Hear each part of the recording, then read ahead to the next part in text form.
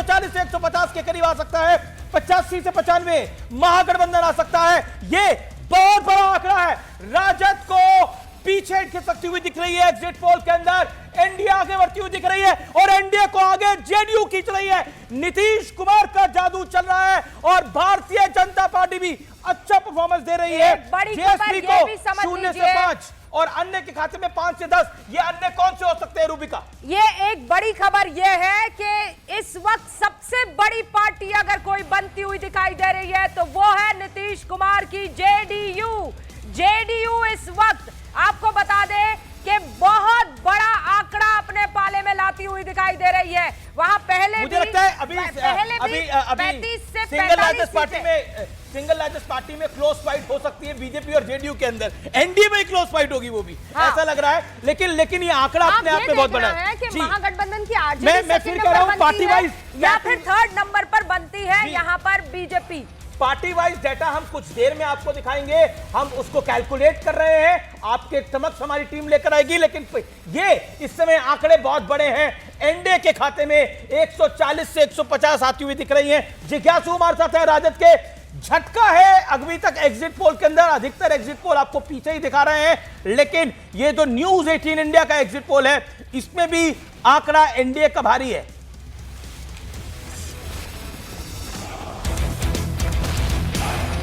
आपकी आवाज नहीं आ रही है। आप म्यूट पे हैं जिज्ञासु जी। नहीं म्यूट तो नहीं हूँ, मैंने तो बोलिए।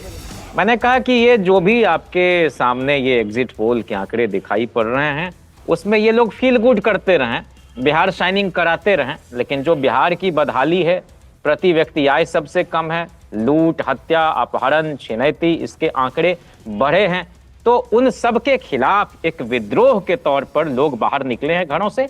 ऐतिहासिक एक प्रदर्शन लोगों ने अपने मताधिकार का प्रयोग करने में किया और हमारी सरकार बन रही है। हम आश्वस्त नतीजे कुछ और बता रहे हैं, आपका अपना मत क्या है? दीजिए ना। हाँ तो आप बताइए, आपका एग्जिट पोल क्या बता रहा है? आप एक आंकड़ा दे दीजिए। 243 में से महागठबंधन को कितनी, पर्सनली आरजेडी को कितनी, कांग्रेस को कितनी, आप अपना आंकड़ा भी रख दीजिए। इतना तो प्लेटफॉर्म दिया ही जा सकता है ना, अगर आप कह रहे हैं कि ये सब झूठ है।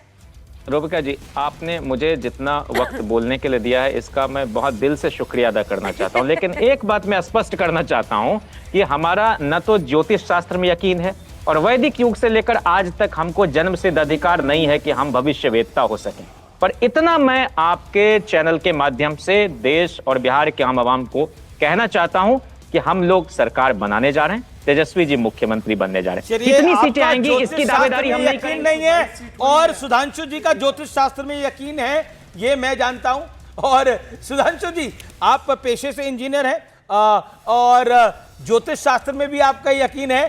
क्या आपको लगता है ये एग्जिट पोल के ज्योतिषी इस बार सही होंगे या गलत हो जाएंगे? पहली बात, मैं जैन जिज्ञासु जी की उस बात का संशोधन कर दूं। उन्होंने कहा वैदिक काल से आज तक ज्योतिष जानने का वो नहीं है।